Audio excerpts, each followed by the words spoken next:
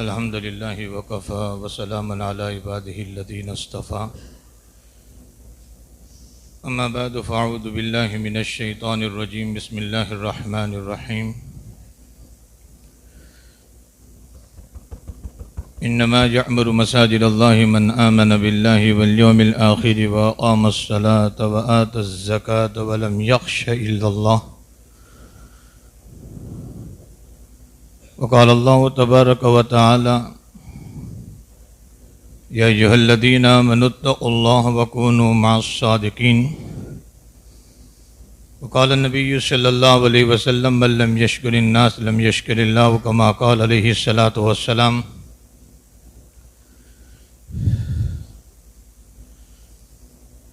میرے بزرگوں، دوستوں،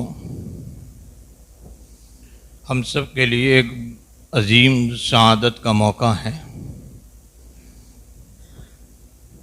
کہ اس نئی مسجد کی تعمیر پر ہم سب جمع ہوئے ہیں۔ پہلی نماز اس مسجد میں ادا کرنے کا شرف ملا، اللہ تعالیٰ نے ہمیں توفیق عطا فرمائی ہے۔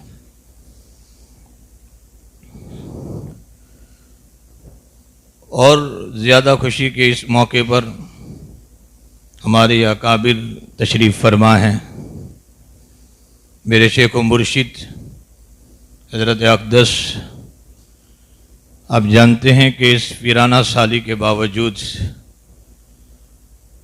بیماریوں کے باوجود، جب ایک قدم چلنے سے معذور ہے اور اس موقع پر اس گنہگار نے حضرت کو دعوت پیش کی، بخوشی حضرت نے اس دعوت کو قبول کیا۔ شکر گزار ہیں ہم، اور ساتھ ہی دعا کرتے ہیں کہ اللہ صحت و عافیت کے ساتھ حضرت کی عمر میں برکت عطا فرماوے۔ میرے استاد حضرت شیخ حنیف صاحب، طویل سفر کے باوجود میں نے حضرت کے سامنے اس دعوت کو پیش کیا، حضرت نے بخوشی قبول فرما لیا، دعائیں بھی دی۔ فلاح دارین ترکیشور کے شیخ الحدیث حضرت مولانا یوسف صاحب، حضرت قاری صدیق صاحب سانسردی، ان سارے حضرات نے ہماری ایک ناکارہ دعوت کو شرف قبولیت بخشا، اور حضرت بڑی مشروفیات اور مشغولیات کے باوجود یہاں تشریف لائے۔ شکر گزار ہیں کہ اللہ تعالیٰ ان اکابر کے سائے کو ہمارے اوپر تادیر قائم فرمائے، اور ہم سب کو اللہ تعالیٰ ان اکابر کی قدر نصیب فرمائے۔ مسجد کی تعمیر پر تو ہمارے اکابر باتیں عرض کریں گے، مجھے بہت مختصر میں اللہ تعالیٰ ہم سب کو، ہمارے حضرت شیخ سبق میں بار بار کہا کرتے تھے کہ ہم لوگ مردہ پرست لوگ ہیں، جب ہمارے اکابر ہوتے ہیں ہم قدر نہیں فرماتے، اور جانے کے بعد ہم لوگ گیت گاتے ہیں کہ ہمارے حضرت یہ تھے، ہمارے حضرت یہ تھے۔ اللہ تعالیٰ ہمیں ان اکابر کی صحیح قدر نصیب فرمائے۔ یقیناً یا ایھا الذین آمنوا اتقوا اللہ وکونوا مع الصادقین، جو اللہ تعالیٰ فرما رہے ہیں، چاہے ہم کتنا بھی تنہائیوں میں ذکر کر لیں، کتنی عبادت کر لیں، کتنی تہجد پڑھ لیں، چاہے ہم قرآن اور حدیث کی کتنی تفسیریں پڑھ لیں، لیکن جب تک ہم ہمارے ان بزرگوں کی صحبت اختیار نہیں کریں گے، وہاں تک ہم متقی نہیں بن سکتے، ہم گناہوں سے دور نہیں ہو سکتے، اور گناہوں سے دوری کی کیفیت ہم میں پیدا نہیں ہو سکتی۔ علامہ رومی رحمۃ اللہ علیہ کا وہ قول فرمایا کہ بزرگوں کی تھوڑی سی صحبت بھی ہمیں گناہوں سے دور فرما دیتی ہے۔ تو ہمارے اکابر کی آمد بہت بڑی نعمت ہے ہمارے لیے، اللہ تعالیٰ ان کی سائے کو تادیر ہم پر قائم فرمائے۔ یقیناً ان کی ایک نظر، ہماری ان بزرگوں کی ایک نظر ہمیں کہاں سے کہاں پہنچا دیتی ہے۔ شاہ عبد القادر صاحب، جو شاہ ولی اللہ صاحب رحمۃ اللہ علیہ کے بیٹے ہیں، ایک مرتبہ بہت لمبی دہلی کی مسجد جو فتح ہوئے ہیں، اس میں عبادت کر کے باہر نکلے، طویل عبادت کے بعد باہر نکلے، اور آپ کے دل کا نور جو ہے آپ کی آنکھوں کے ذریعے سے ایک کتا سامنے بیٹھا ہوا تھا، اس پر وہ نور پڑا۔ جب اس نور پڑا تو یہ کتا، آپ کے دل کا نور جو آپ کے آنکھوں کے ذریعے سے اس کتے پر ایک نظر میں منتقل ہوا، یہ دہلی کے سارے کتوں کا پیر بن گیا۔ ہمارے حکیم الامت حضرت تھانوی رحمۃ اللہ علیہ فرماتے ہیں، جہاں یہ کتا جاتا تھا سارے کتے ادب کے ساتھ بیٹھ جاتے تھے، کھڑے ہو جاتے تھے۔ ٹھنڈا سانس لے کر حضرت حکیم الامت فرماتے ہیں کہ جب ایک جانور پر اللہ والوں کی صحبت کا اثر پڑتا ہے تو کیا کوئی انسان محروم رہ سکتا ہے؟ کبھی محروم نہیں رہ سکتا۔ اسی لیے ہمارے حکیم اختر صاحب رحمۃ اللہ علیہ فرماتے تھے، میں نے اللہ والوں کی صحبت اختیار کرنے کا جو سبب بنا وہ ایک جملہ میں نے بزرگوں سے سنا کہ اللہ جس کو ولی بنانا چاہتے ہیں اس زمانے کے ولیوں کے دلوں میں اس کی محبت ڈال دیتے ہیں، جس سے وہ ان کی صحبت اختیار کرتا ہے اور ان کی صحبت ہی سے وہ ولی اللہ بن سکتا ہے۔ ورنہ کئی کتابیں پڑھ لے، گھنٹوں عبادت کر لے، لیکن اللہ والوں کی صحبت کے بغیر ہم ولی اللہ نہیں بن سکتے۔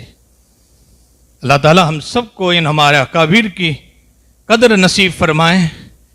اللہ تعالیٰ ان کے شائع کو ہمارے اوپر تادیر قائم فرمائے۔ حضرت مولانا یعقوب صاحب کا وہ جملہ سنا دوں۔ فرماتے ہیں کہ ایک آدمی جب بھی مسجد میں آتا تھا، حضرت مولانا یعقوب صاحب نانوتوی رحمۃ اللہ علیہ، تو مسجد نورانی ہو جاتی تھی۔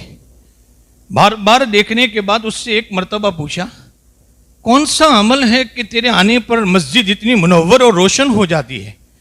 فرمایا کہ ایک قافلہ جو ہمارے مجاہدین کا جا رہا تھا بالاکوٹ کی طرف، میں تو ایک تماشا دیکھنے کے لیے کھڑا تھا، لیکن سید احمد شہید رحمۃ اللہ علیہ، شاہ اسماعیل شہید رحمۃ اللہ علیہ، ان ولیوں کا قافلہ جا رہا تھا۔ سید احمد شہید نے ایک نظر میری طرف اٹھا کر دیکھا، میری نظر اور ان کی نظر ٹکرائی۔ فرمایا اس وقت سے میرا کوئی کمال نہیں، یہ سید احمد شہید کی ایک نظر کا کمال ہے کہ اللہ نے یہ کیفیت میرے اندر پیدا فرما دی ہے۔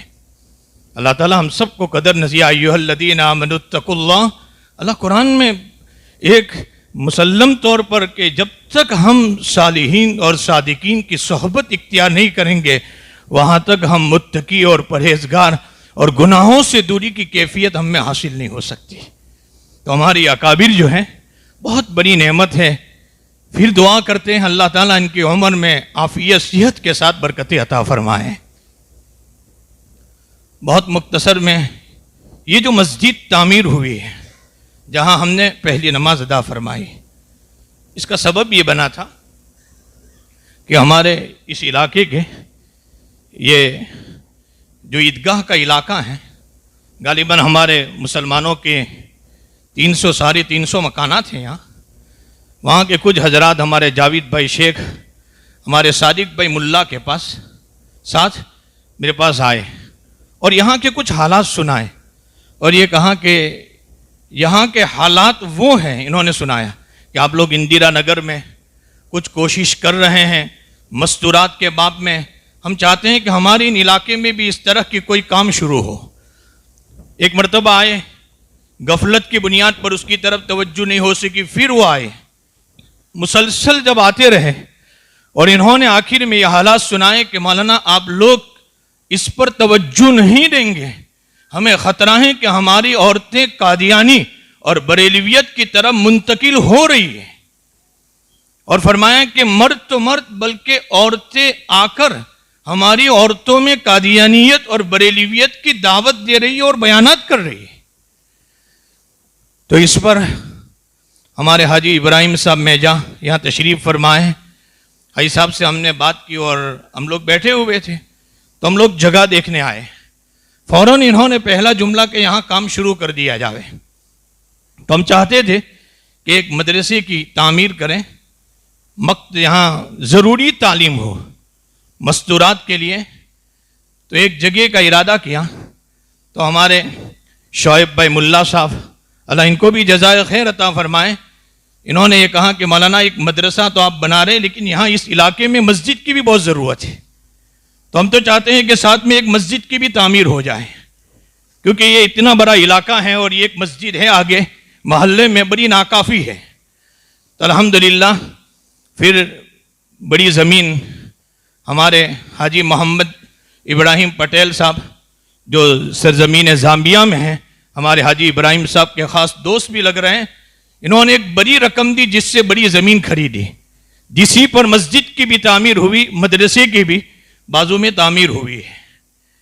اور مسجد کی تعمیر کے لیے ہمارے صادق بھائی لمبادہ جو ہٹورن کے ہیں وہ مرحوم ہو گئے، ان کے بھائی ابراہیم بھائی لمبادہ چاہتے تھے کہ ایک مسجد کی میرے بھائی مرحوم صادق لمبادہ کی ایصال ثواب کے لیے ایک مسجد کی تعمیر ہو.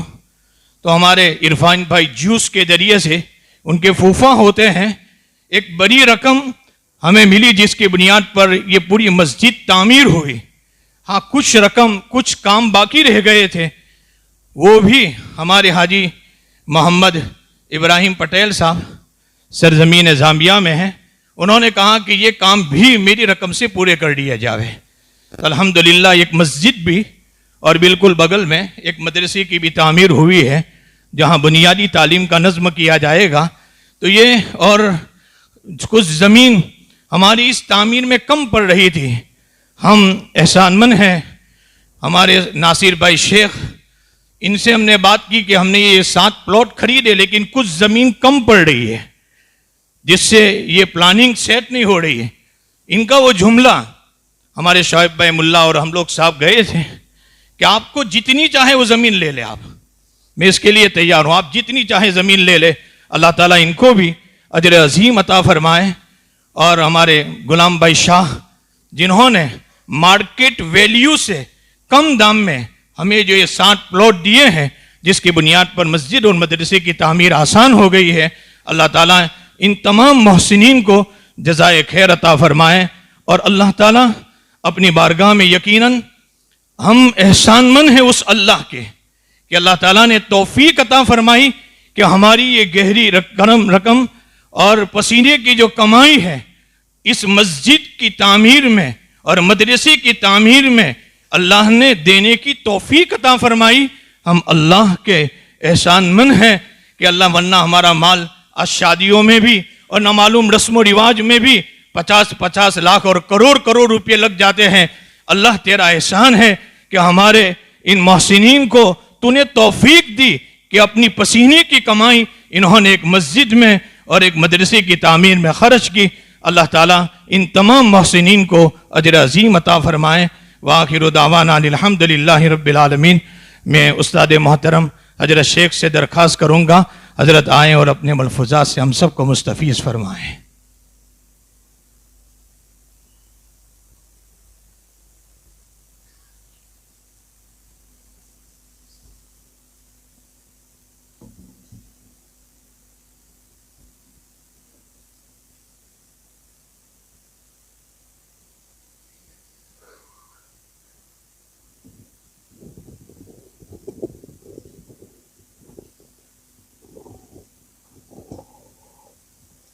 بسم اللہ الرحمن الرحیم. الحمدللہ رب العالمین والصلاة والسلام علی اشرف الانبیاء والمرسلین وعلی آلہ وصحبہ اجمعین. اما بعد، اعوذ باللہ من الشیطان الرجیم. بسم اللہ الرحمن الرحیم.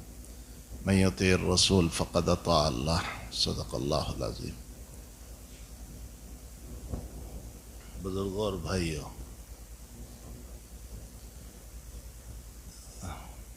ایک بات ذہن میں آئی اسے عرض کر دوں. سہارنپور میں ایک مرتبہ میری بات تھی کہیں اور حضرت مفتی مظفر حسین صاحب رحمۃ اللہ علیہ تشریف فرما تھے.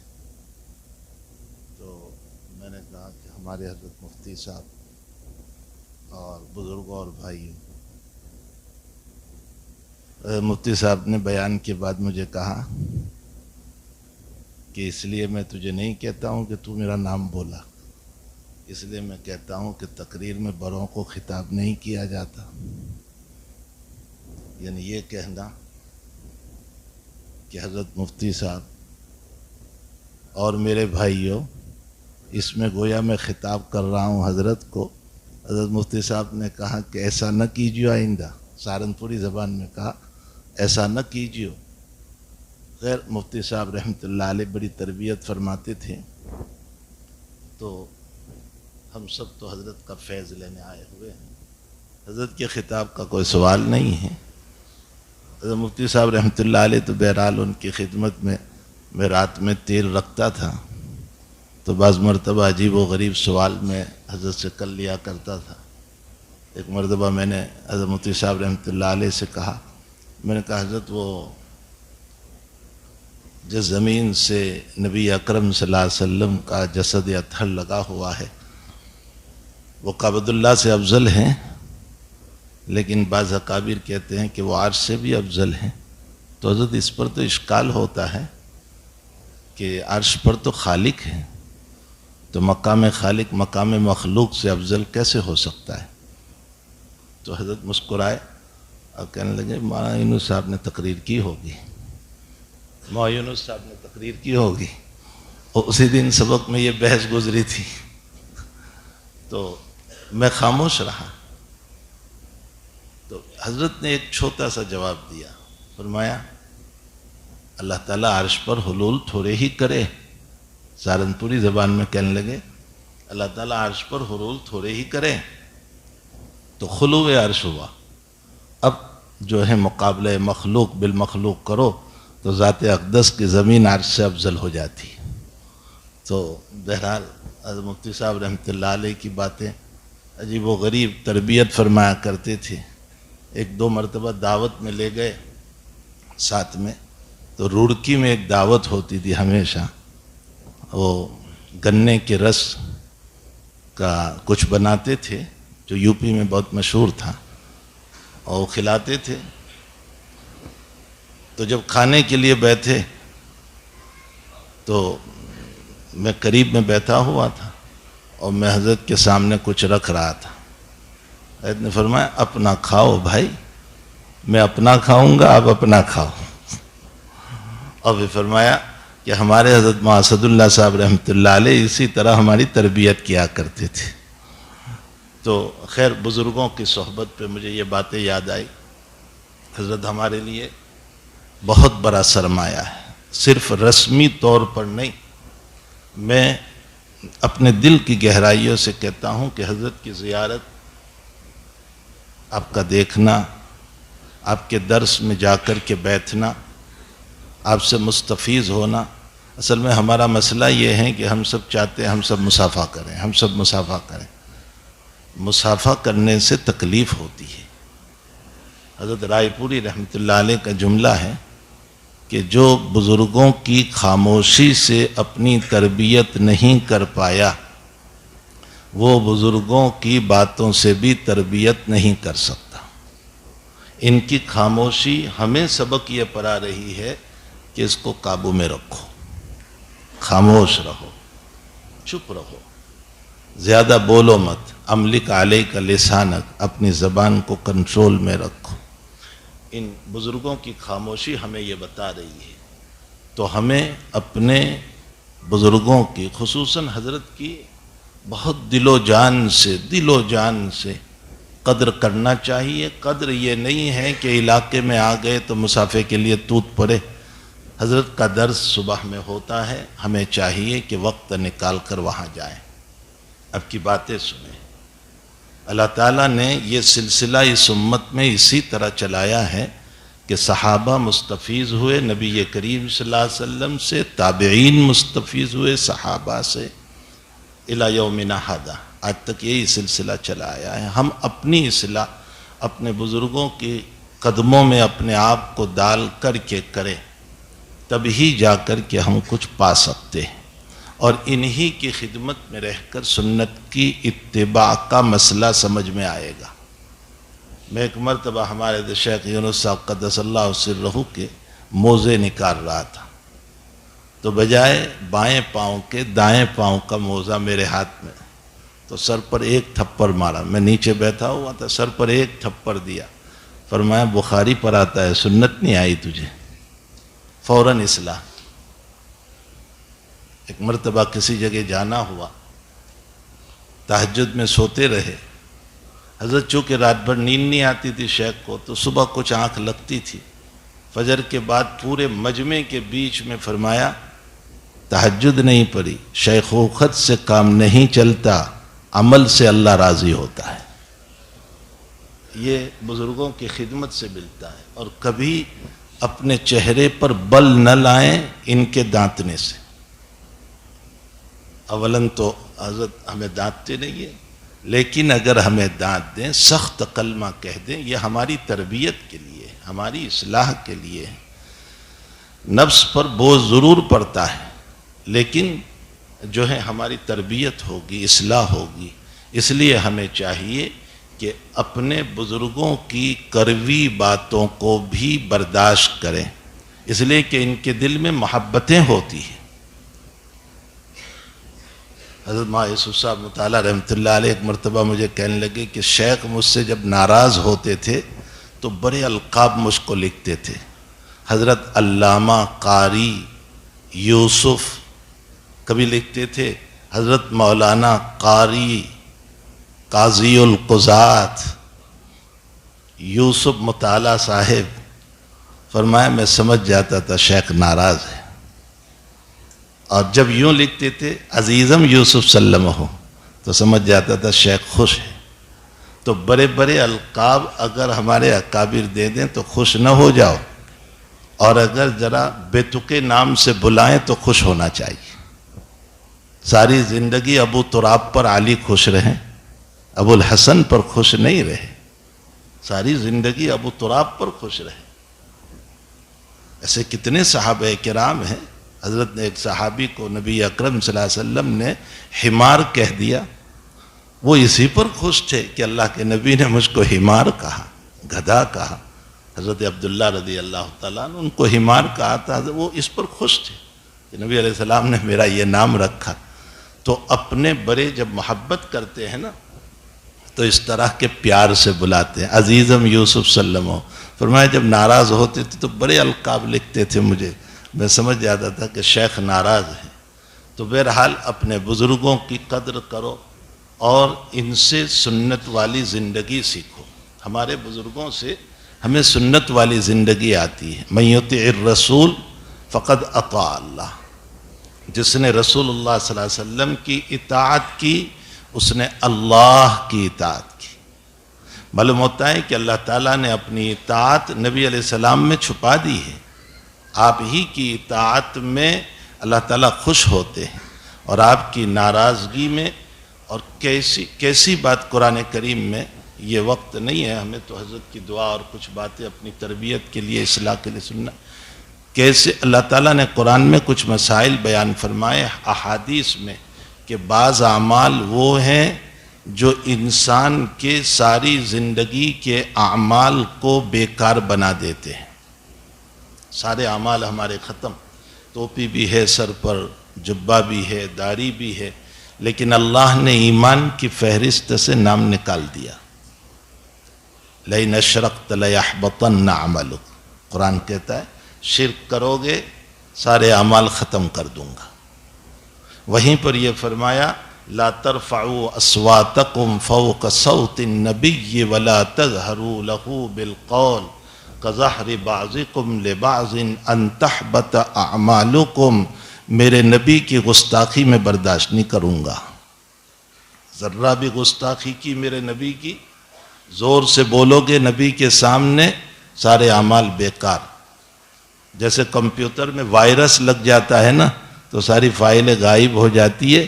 یہ سب وائرس ہیں جو اعمال کو ختم کر دیتے. فرمایا ان تکرہ, اگر تم اپنے اس اسلام کو, ایمان کو ناپسندیدگی کی نظر سے دیکھو گے, میں تمہارے اعمال بیکار کر دوں گا, حبط عمل کر دوں گا. ان الحسد یاکل الحسنات کما تاکل النار. حسد ایسی چیز ہے جو حسنات کو ایسے کھا جاتی ہے جیسے آگ لکڑی کو کھا جاتی ہے، ہمارے اعمال ختم ہو جاتے ہیں۔ اس لیے ان گناہوں سے اپنے آپ کو بچانا چاہیے۔ نبی اکرم صلی اللہ تعالیٰ علیہ وسلم کی شان بہت بلند و بالا ہے، بہت بلند و بالا ہے، بہت بلند و بالا ہے۔ علامہ عثمانی رحمۃ اللہ علیہ نے لکھا ہے کہ معراج سے واپسی پر کسی نبی کا انتخاب مشورے کے لیے نہیں ہوا، موسیٰ علیہ السلام کا ہوا۔ فرمایا آخر وجہ کیا ہے؟ حالانکہ حضرت ابراہیم خلیل اللہ کو اس امت سے زیادہ نسبت تھی، ان کو نہیں کیا۔ اور موسیٰ علیہ السلام کا انتخاب، جب ایک قطرہ اللہ کی اجازت کے بغیر نہیں گرتا تو موسیٰ اللہ کی اجازت کے بغیر مشورہ کیسے دیں گے؟ کوئی راز تھا۔ تو علامہ عثمانی کہتے ہیں کہ دل میں یہ بات آتی ہے کہ موسیٰ علیہ السلام نے اس امت میں آنے کے لیے دعا کی تھی، تو جسمن تو آنا نصیب نہ ہوا، البتہ مشورہ دے کر ہی اس امت میں شریک ہو گئے کہ جاؤ جس نبی کی امت میں جانا چاہ رہے ہو نا، اس کو ذرا مشورہ دے دو۔ اور جب کوئی مشورہ دیتا ہے تو اسے ہم اپنا سمجھ لیتے ہیں، تو مشورہ دے کر ہی شریک ہو گئے۔ آپ انداز لگائیں کہ جہاں موسیٰ علیہ السلام جیسے اولو العزم پیغمبر اس نبی علیہ السلام کو مشورہ دے کر شریک ہو رہے ہو، تو حضرت کا کتنا اونچا مقام ہے۔ آپ کی اطاعت، اتباع، فرما برداری، مسجدیں الحمدللہ بن رہی ہے، مدرسے بن رہے ہیں، لیکن ان تمام سے فائدہ اٹھانا، ہماری عورتوں کو بھیجنا، ہمارے بچوں کو بھیجنا، ہمارے جوانوں کا جانا، ہمارے بوڑھوں کا اپنا قرآن صحیح کرنا، یہ چیزیں ہونی چاہیے۔ بہت سے جو ہیں بڑی عمر کے لوگ ہیں، ان کا قرآن صحیح نہیں ہے، صحیح قرآن پڑھنے والے بنو۔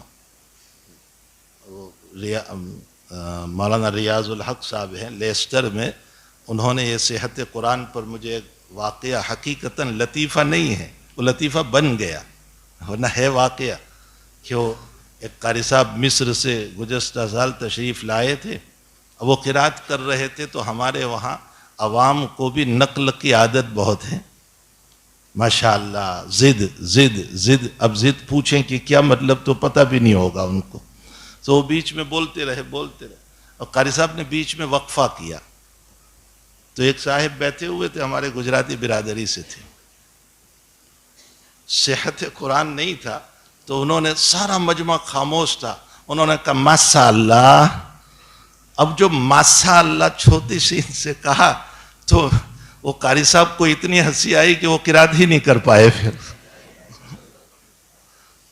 تو اپنا قرآن صحیح کریں، ان مدرسوں کے اندر جا کر اپنی عورتوں کا، اپنے بچوں کا، خود جا کر کے قرآن صحیح کریں، اپنا قرآن صحیح کریں۔ یہ اس لیے ہیں، سنتیں سیکھیں، حضور پاک صلی اللہ علیہ وسلم کی مبارک زندگی سیکھیں، اپنے عقائد درست کریں۔ بہت سے لوگوں کے عقائد درست نہیں ہیں، اپنے عقیدے درست کریں۔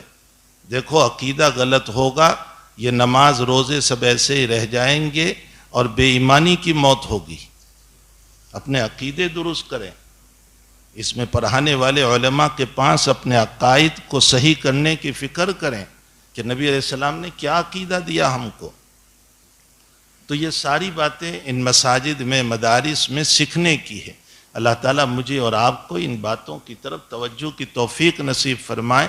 سنتیں سیکھیں، نماز کیسے صحیح ہوگی؟ یہ ہم نے نماز پڑھی، یہ ایک عمل ہوا، ظاہری عمل ہے، لیکن اس کی روح کوئی اور چیز ہے۔ کتنے لوگ ہیں جو نماز پڑھ رہے ہیں لیکن روح نہیں ہے ان کی، یعنی اخلاص، سنت کے مطابق نماز پڑھنا، نبی علیہ السلام نے جیسے چاہا ویسے نماز پڑھنا۔ ہمارے شیخ یونس صاحب قدس اللہ سرہ سے بخاری شریف میں ہم نے ایک واقعہ سنا تھا، جب وہ روایت آئی بخاری شریف میں کہ جب انسان کو چھینک آئے تو اس موقع پر اگر وہ الحمدللہ پڑھے تو جواب دینا ہے یرحمک اللہ سے، ورنہ خاموخواہ کے لیے دیر ڈائے بن کر کے جواب نہیں دینا ہے۔ نبی علیہ السلام نے منع فرمایا، اس کو جواب نہ دو۔ تو ہارون رشید کے زمانے میں قاضی عافیہ تھے، امام ابو یوسف رحمۃ اللہ علیہ کے شاگردوں میں سے تھے، قاضی تھے، مقام قضات پر فائق تھے۔ ان سے متعلق شکایت یہ گئی کہ وہ مال میں اسراف بہت کرتے، فضول خرچی بہت کرتے۔ تو ہارون رشید نے بلا لیا مجمع میں، سارے وزراء بیٹھے ہوئے ہیں، چھان بین تحقیق تفتیش ہو رہی ہے ان کی، اور ہارون رشید کو چھینک آ گئی۔ سارے مجمع نے کہا یرحمک اللہ، قاضی عافیہ نے نہیں کہا۔ تو ہارون رشید نے کہا کہ تم نے اس لیے نہیں کہا کہ تمہارا مقدمہ میرے پاس چل رہا ہے اور میں تمہاری پکڑ کر رہا ہوں، پوچھ تاچھ کر رہا ہوں، اس لیے تم نے مجھ کو دعا نہیں دی؟ سب نے دعا دی۔ کہا نہیں اس لیے نہیں۔ پھر حدیث سنائی اور فرمایا تم نے الحمدللہ نہیں پڑھا اس لیے میں نے جواب نہیں دیا۔ ہارون رشید نے فیصلہ کیا کہ جو انسان خلاف سنت دعا نہیں دے سکتا، وہ حکومت کے مال میں خلاف سنت اسراف کیسے کر سکتا ہے؟ اسی پر رہائی ہو گئی۔ شیخ نے اس پر ہم کو جملہ کہا تھا، قاضی عافیہ کی نجات اتباع سنت کی وجہ سے ہوئی۔ اتباع سنت بہت بڑی چیز ہے، اپنے آپ کو سنت پر لاؤ۔ ہماری زندگی نماز، روزہ، زکوٰۃ، صرف یہی نہیں، چلنا پھرنا، اٹھنا بیٹھنا، ہماری گفتگو، معاف کرنے کا انداز، گفتگو کرنے کا انداز، اپنے بال بچوں کے ساتھ رہنے کا انداز، اپنے دوستوں سے رہنے کا انداز، سب میں نبی کریم صلی اللہ علیہ وسلم نے ہمیں جو سنتیں بتائی ہے ان سنتوں پر اپنے آپ کو لاؤ۔ یہی وہ سنتیں ہیں جو اس مدرسے میں آپ کو سکھائی جائے گی۔ جن لوگوں نے ابھی جو مفتی صاحب نے نام لیے سب، اللہ تعالیٰ ان سب کو جزائے خیر عطا فرمائے کہ ان لوگوں نے اس کے پیچھے اپنی رقومات لگائی، اپنے پیسے لگائے۔ لئن شکرتم لازیدنکم، شکر کرو گے تو اللہ تعالیٰ اور زیادہ عطا فرمائیں گے۔ قاضی ثناء اللہ پانی پتی رحمۃ اللہ علیہ نے اپنے ملفوظات میں ایک جگہ لکھا ہے کہ ابن ابی حاتم نے حضرت حسن ابن علی رضی اللہ تعالیٰ عنہ کی ایک بات نقل فرمائی کہ کسی نے حسن بن علی سے یہ پوچھا کہ وَأَمَّا بِنِعْمَةِ رَبِّكَ فَحَدِّثْ کا مطلب کیا ہے؟ تو فرمایا نیک کام کرو تو اپنے گھر والوں کو بتا دیا کرو، یہ بھی تحدیث نعمت ہے، اللہ کا شکر ہے۔ اس کو ذرا کہہ دیا کرو اپنے گھر والوں کو کہ اللہ تعالیٰ نے مجھ سے یہ کام کرا دیا، یہ نیک کام مجھ سے ہو گیا، الحمدللہ اللہ تعالیٰ نے مجھ سے نماز پڑھوا دی، کسی غریب کی مدد کرا دی، کوئی مسجد تعمیر کرا دی۔ میں گھر والوں کو کہنے میں کوئی حرج نہیں ہے۔ فرمایا کہ یہ بھی اللہ تعالیٰ کا ایک شکر کا انداز ہے کہ ذرا کہہ دیا کرو۔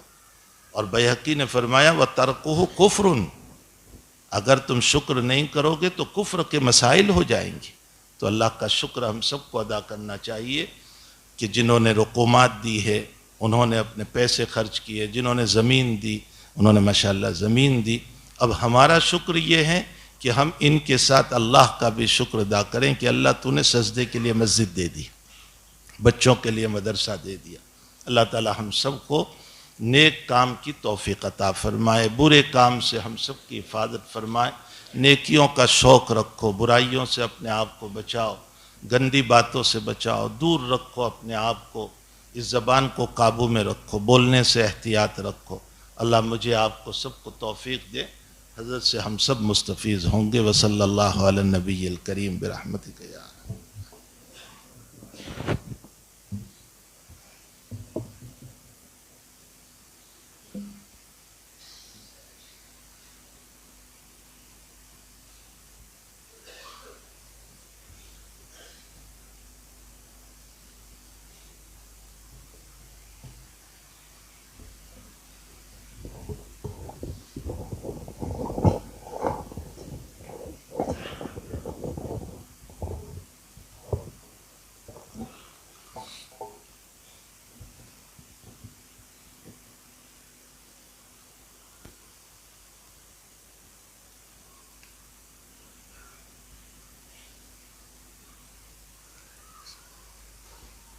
الحمد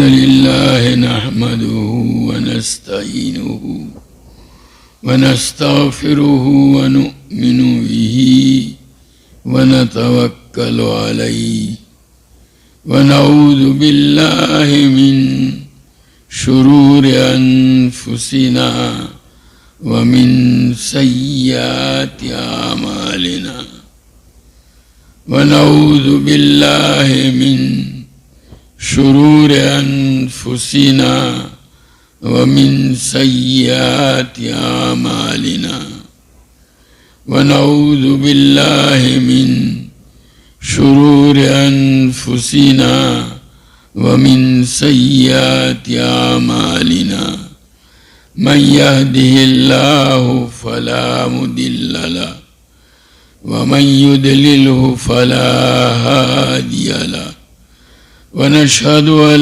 لا إله إلا الله وحده لا شريك له ونشهد أن سيدنا ومولانا محمدا عبده ورسوله صلى الله تعالى عليه وعلى آله وأصحابه وبارك وسلم تسليما كثيرا كثيرا.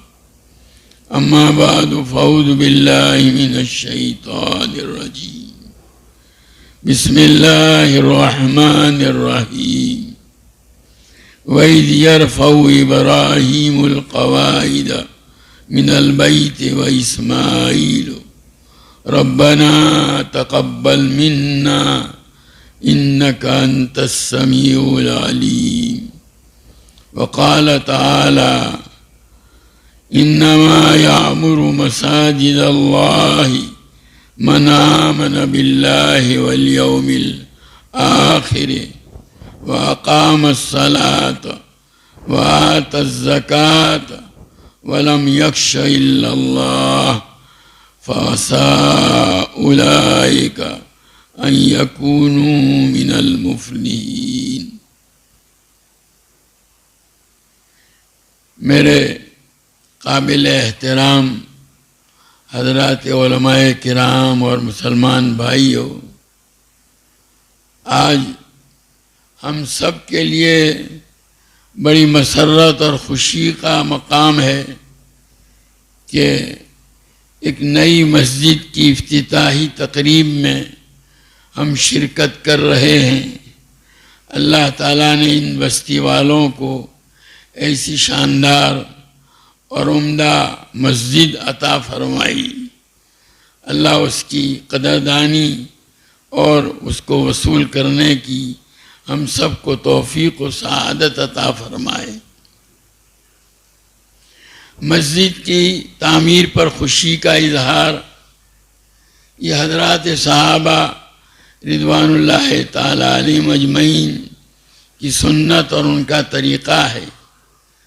حضرت عبداللہ ابن زبیر رضی اللہ تعالی عنہما جب انہوں نے یزید سے بیعت نہیں کی تو یزید نے ان کے خلاف لشکر بھیجا. وہ پناہ حاصل کرنے کے لیے مدینہ چھوڑ کر مکہ مکرمہ میں آ گئے اور بیت اللہ میں پناہ حاصل کی.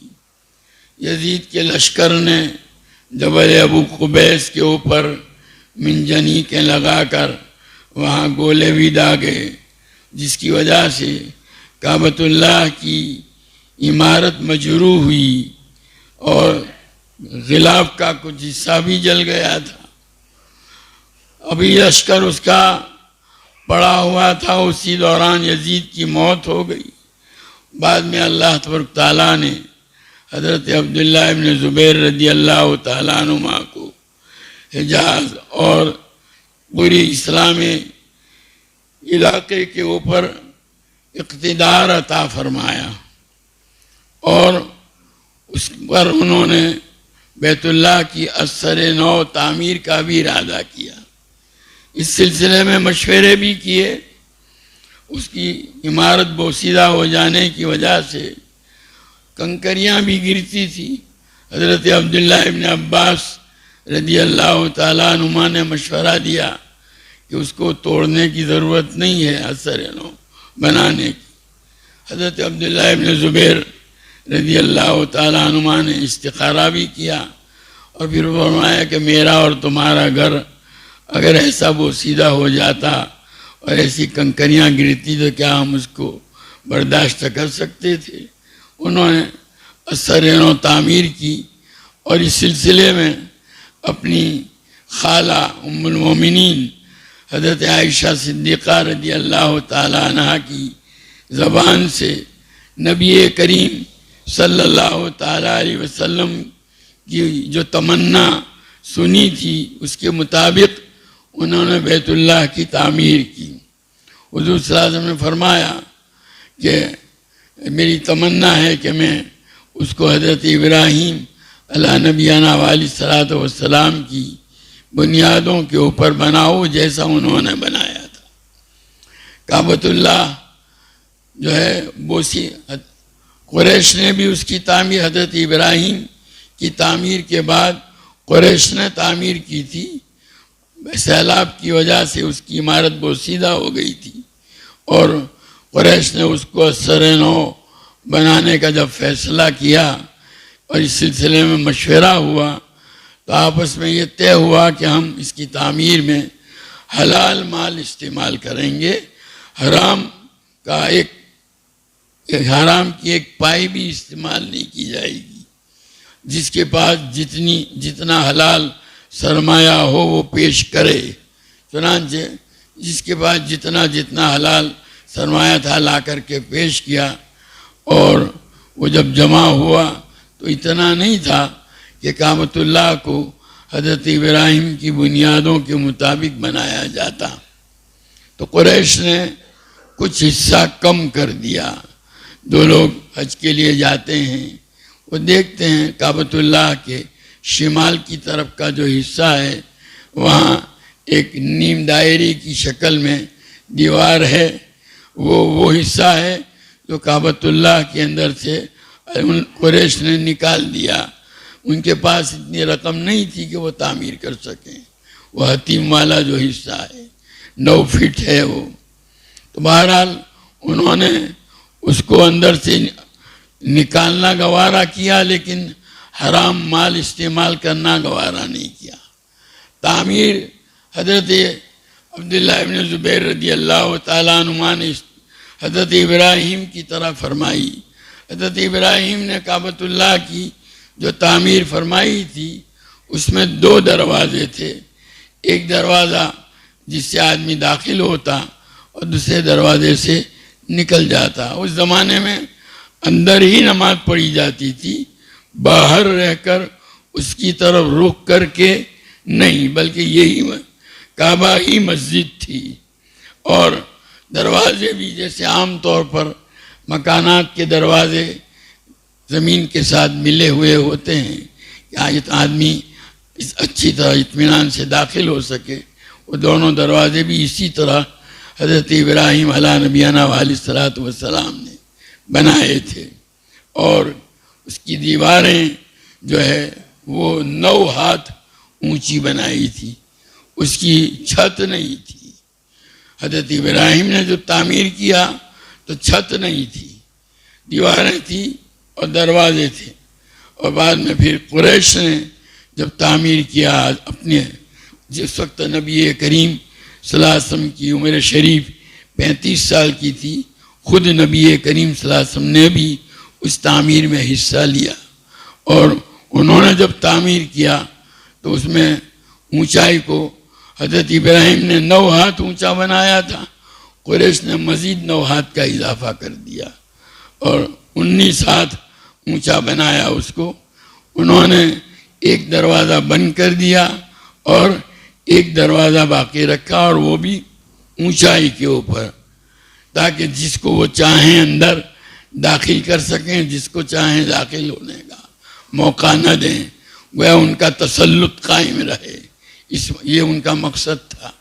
تو بہرحال اس طرح تو حضرت عبداللہ ابن زبیر رضی اللہ تعالیٰ عنہ نے پھر حضرت ابراہیم علیہ نبینا علیہ الصلوۃ والسلام کی بنیادوں ہی پر بنایا، اور اسی طرح جیسا حضرت ابراہیم نے بنایا تھا۔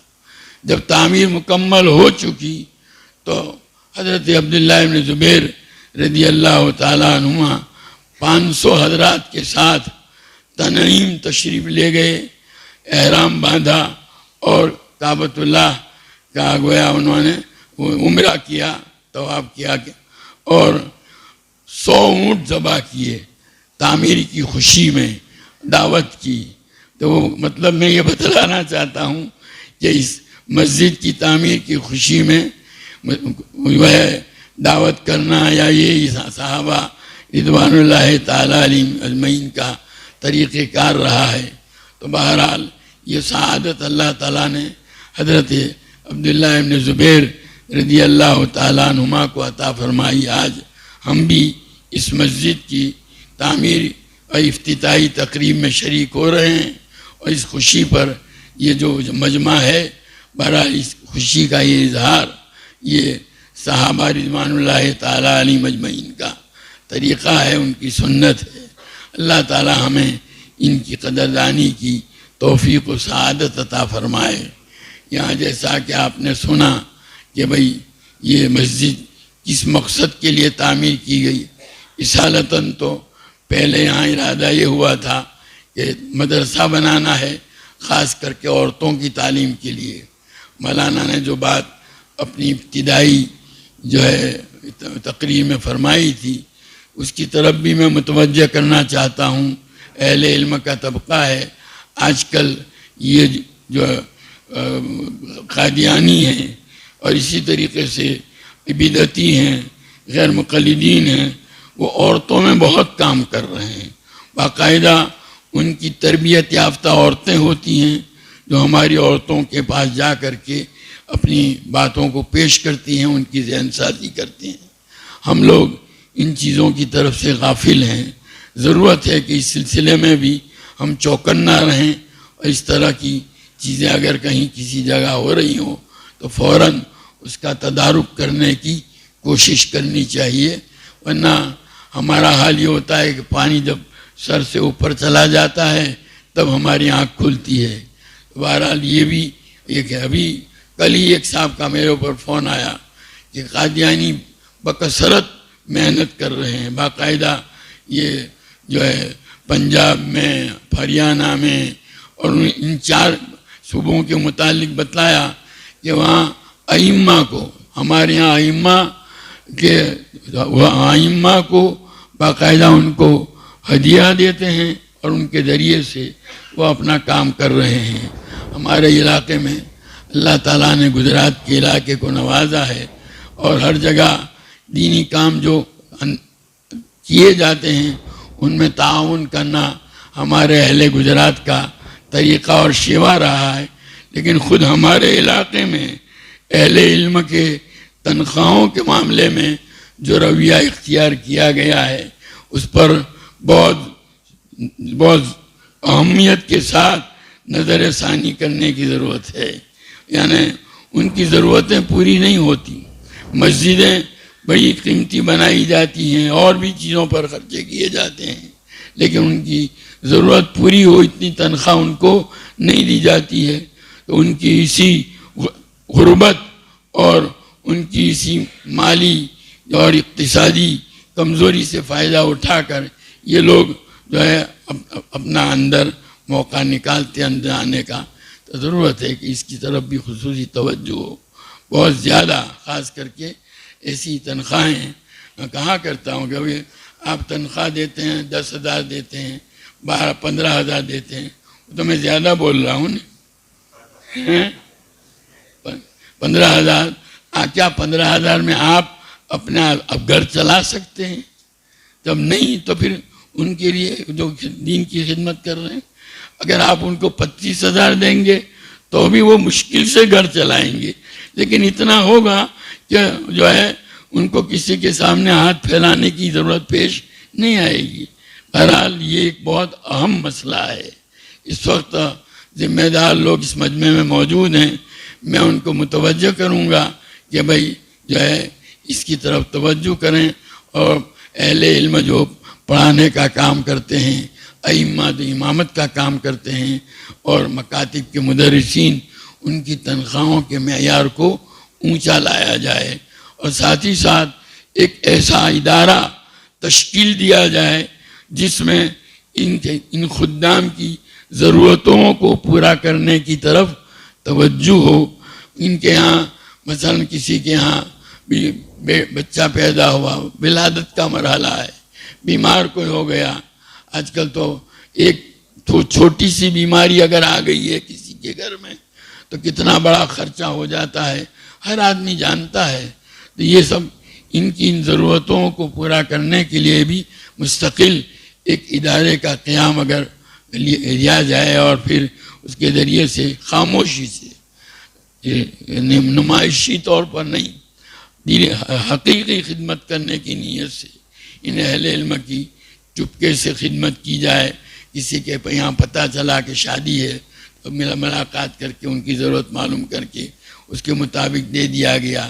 کسی کے متعلق معلوم بیماری ہے تو اس کی ضرورت کے مطابق دے دیا گیا.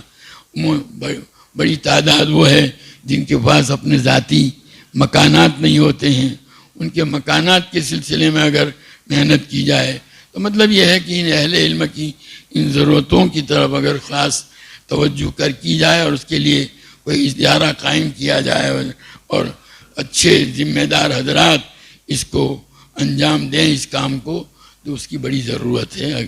اس کی طرف توجہ کی جائے، اللہ تعالیٰ آپ کو جزائے خیر دیں گے اس کی وجہ سے. یہ بہت اہم معاملہ ہے اور اس کی نتیجہ، ورنہ اب دھیرے دھیرے یہ ہو رہا ہے کہ علم حاصل کرنے کی طرف جو ہے توجہ کم ہوتی ہے. ایک دور تھا کہ ہمارے جتنے بھی دیہات کا کوئی گھر ایسا نہیں تھا جہاں کے بچے مدرسوں میں پڑھتے نہ ہوں. آج ان دیہاتوں میں جا کر کے دیکھ لو، پورے دیہات میں ایک گھر بھی ایسا نہیں ملے گا جس کا بچہ مدرسے میں پڑھتا ہو. کیوں؟ وہ کہتے ہیں کہ مدرسے میں بچوں کو بھیج کر کے کیا کریں گے، بھیک منگوانی ہے ان کے پاس. تو یہ ہماری یہ روش جو ہے علم سے دور کر رہی ہے لوگوں کو. تو ضرورت ہے اس کی طرف خاص توجہ کی جائے اور اس سلسلے میں سمجھدار لوگ مل کر کے کوئی تدبیر اختیار کریں. میں نے پہلے سے کچھ سوچا نہیں تھا، وہی بولتے ہوئے درمیان ہی میں یہ چیز دل میں آئی. اللہ تعالیٰ نے جو ہے میری زبان سے کہلوائی کہ کہوں. رات ایک مولوی صاحب کا وہاں سے فون آیا تھا، وہاں ادھر ہریانہ سے. انہوں نے یہ شکایت کی تھی، انہوں نے یہ کہا تھا کہ میں آپ کے گجرات میں برابر گما ہوں اور آپ کا گجرات سب جگہ پر مدد کرتا ہے دینی اداروں کی، لیکن آپ کے یہاں جو خود دین کی خدمت کرنے والے اہل علم ہے ان کی توجہات کی طرف گجرات والے بالکل دھیان نہیں دیتے. انہوں نے بہت سختی سے مجھے کہا تمہیں کہنا چاہیے اس پر. تو میں نے ان کو کہا بھی میں کیا کہوں گا. میں تو اس وقت بھی میرے دل میں آیا کہ میں تو اب میرا کہیں آنا جانا بھی نہیں رہا، لیکن اب ان کی اخلاص کی بات تھی کہ اللہ تعالیٰ نے ابھی کہلوا دیا ہے. تو بہرحال اس چیز کی طرف توجہ کیجیے، ذمہ دار لوگ موجود ہیں اور اس سلسلے اس کی کوئی تدبیریں اختیار کی جائیں. اور یہ جو سلسلہ عورتوں کی تعلیم کا شروع کیا گیا ہے بڑا قابل قدر ہے اور اس کی ہر جگہ ضرورت ہے. بڑی عمر کی عورتوں کے لیے، پھر نوجوان جو بچیاں ہماری پڑھتی ہیں، مکتب کا نصاب تو وہ پورا کر لیتی ہیں، اس کے بعد کیونکہ آج کل عام رجحان بچیوں کو عصری تعلیم دلانے کا ہے اور اس کے نتیجے میں جو نتائج پیش آ رہے ہیں ہم سب کے سامنے ہیں، اس کی وجہ سے سب پریشان ہیں کہ اس کے لیے کیا تدبیر اختیار کی جائے. اس کی بھی تدبیر یہی ہے کہ ان بڑی بچیوں کے لیے بھی ایسے پروگرام تجویز کیے جائیں کہ موقع بموقع ان کو ان چیزوں کی طرف متوجہ کیا جائے، ان کے ماحول کو درست کرنے کی کوشش کی جائے. اور ویسے اللہ تعالیٰ نے عورتوں میں بات کو قبول کرنے کی صلاحیت مردوں کے مقابلے میں زیادہ رکھی ہے اور آج کل محنتیں بھی وہی کرتے ہیں. تعلیم کے معاملے میں دنیاوی تعلیم کے جو ذمہ دار ہیں وہ بھی یہی کہتے ہیں کہ بچیاں جتنی محنت سے پڑھتی ہیں لڑکے اتنی محنت سے نہیں پڑھتے ہیں. دینی تعلیم میں بھی یہی حال ہے. اس لیے ان کو ایک طرف ہم ان کو متعون قرار دیتے ہیں کہ یہ لڑکیاں یہ برائیوں میں مبتلا ہیں، لیکن ان کی اصلاح کے لیے ان کے حال کو درست کرنے کے لیے ہم توجہ نہیں کرتے. یہ ہماری کمزوری ہے. بہرحال یہ ساری چیزیں ہیں، ان کی طرف اگر توجہ کی جائے تو اللہ انشاءاللہ اس کے نتائج اچھے وجود میں آئیں گے.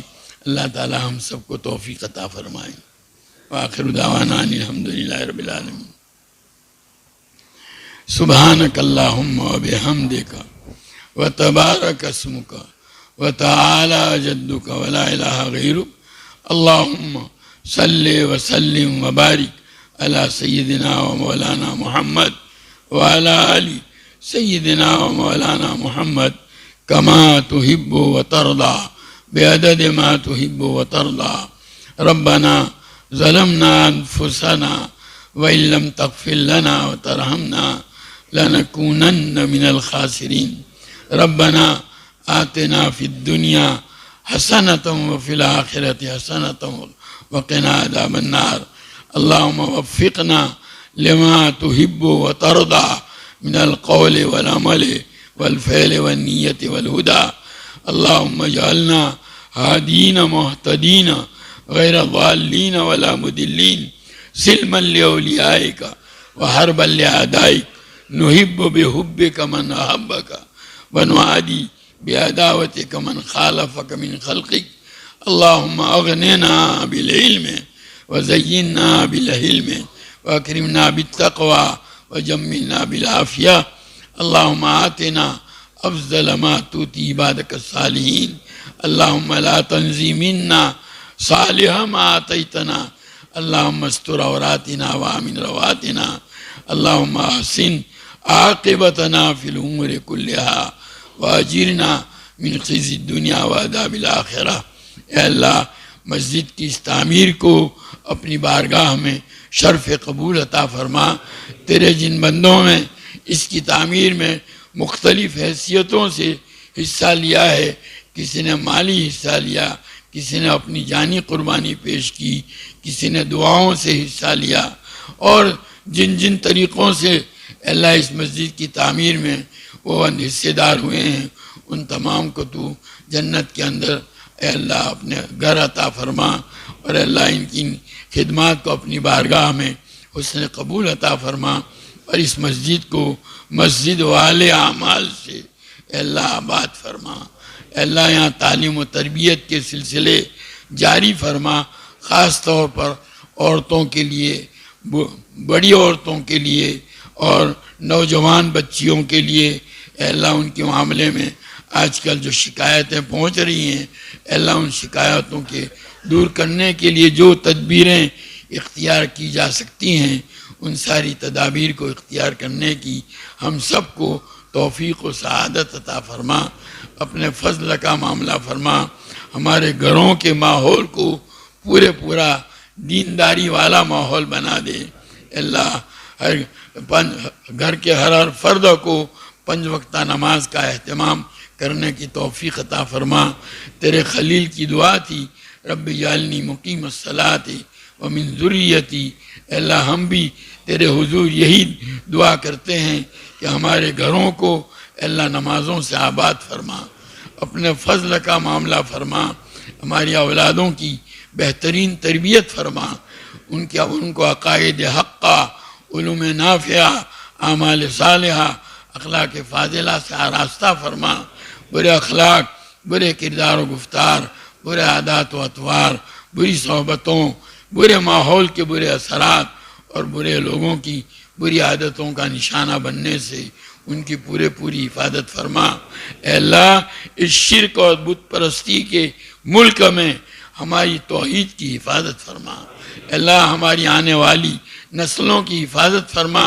اے اللہ یہ دشمنان دین اور دشمنان مسلمین اے اللہ یہ تہیہ کیے ہوئے ہیں کہ ہماری نسلوں کو ایمان و اسلام سے ہٹا کر بت پرستی میں مبتلا کریں. اے اللہ ان کی ان سازشوں کو ناکام کر دے. اے اللہ ہمیں اپنی نسلوں کی تعلیم و تربیت کی طرف خصوصی توجہ دینے کی توفیق اور سعادت عطا فرما.